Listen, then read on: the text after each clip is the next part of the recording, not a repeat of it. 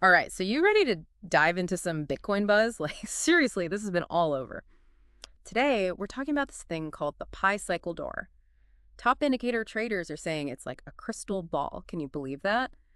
For predicting market turns. Anyway, wild, right? Yeah, it's definitely got people talking, and for good reason. I mean, historically, it's been surprisingly accurate, would you say? Right, like scarily accurate almost. Yeah. So today we want to really break down how this indicator actually works and why people are freaking out, especially now. No crystal balls here, obviously, but we did find some really interesting research on this whole thing. Ready to get into it? Let's crack the code. All right. So think of a Bitcoin price chart, right? Everyone knows what those look like, yeah. The pi cycle top, get this, it uses these lines called moving averages. You can basically think of them like connecting the dots to spot patterns. Yeah, exactly. And you've got a couple different kinds. There's the fast-moving average, which is basically a quick snapshot of like 111 days of price action, give or take, right? Then you've got your slow-moving average, much broader time frame. We're talking about 350 days, doubled. Okay, so why does any of this matter for someone who's maybe like just trying to figure out if they should buy more Bitcoin? Well, this article we found, it said that historically, when the fast line, which is red, by the way, gotta love a good visual, right, crosses above EE, the slow one, that's the green one, it's like often a signal, potentially for a downturn. It could mean that all those optimistic buyers, the bulls, they're like, getting tired, losing steam. And that's where understanding market cycles is, like, super important. Bitcoin, just like pretty much every other asset out there, it goes through these phases: growth, peaks, corrections, and then boom, the cycle starts all over again.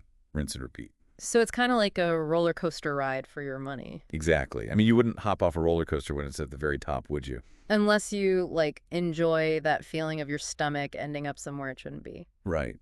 So this pi cycle top, it's not just like some random thing.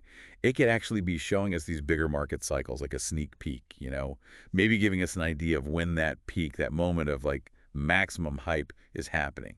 And this is where it gets really interesting, because this pi cycle top, it's not just some, like, theory.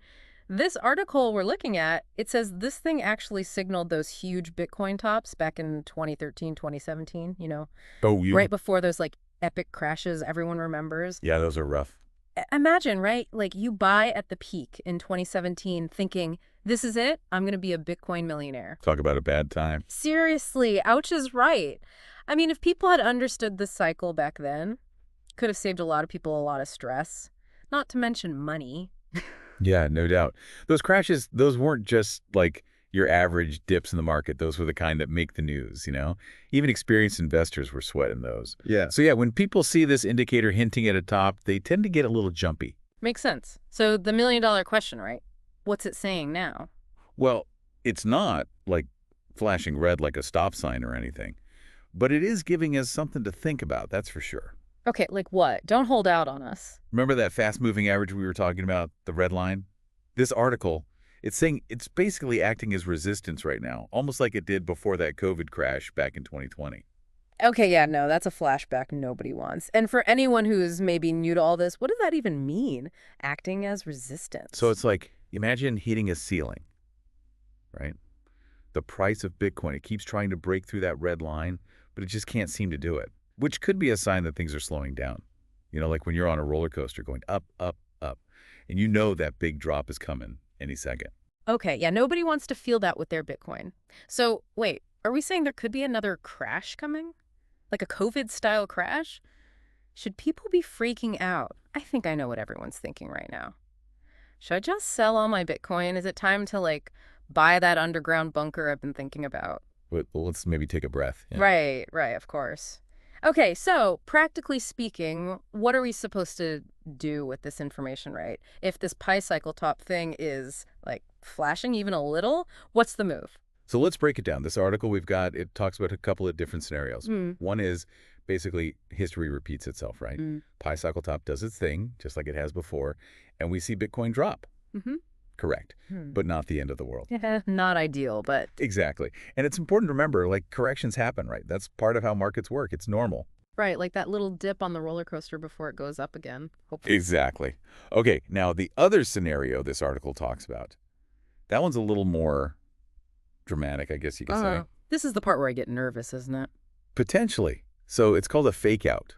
Basically, Bitcoin, It could actually go UP even more. Like it might even hit that $70,000 mark. Oh, wow. See, now that's what I'm talking about. Yeah, but there's a catch. It could be like luring everyone in, right? Oh, no. And then potentially a much bigger correction than we would have seen otherwise. Like roller coaster goes way up, everyone's excited, and then Then the bottom falls out. Got it.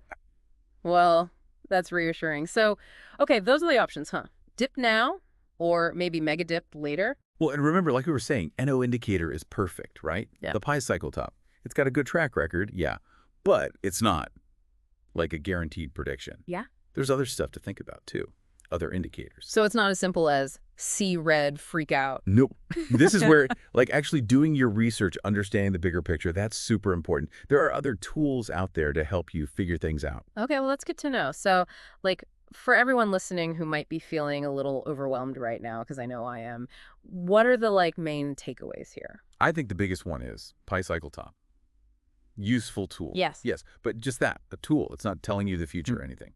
Second thing, understanding those market cycles we were talking about, super, super important for navigating this whole crypto world. Yeah. You know, ups, downs, all of it. And, like, maybe don't put in any money you're not prepared to lose, right? Exactly. Yeah. Can't go wrong with investing responsibly no matter what's happening in the market. Very true. All right, so let's say, hypothetically, that this whole pi cycle signal thing, it's a dud, right? Totally wrong. What have we learned? What can people take away from this deep dive, even if that happens? Well, for one, you've learned how these market cycles work, right? And how indicators like the pi cycle top can maybe give us a little heads up about potential changes. Plus, hopefully this gets you thinking more about your own strategy for investing. Love it. Knowledge is power, as they say, even in the crazy world of crypto. All right, everyone, so there you have it, your crash course on the pi cycle top and why it's got everyone talking. Remember, this is just one piece of the puzzle. Doing your research is key. And hey, if this got you thinking, let us know. Hit us up on social media. Tell us what you think. What are your pi cycle predictions and what do you want us to deep dive on next? Until then, happy trading and may your portfolio be forever green.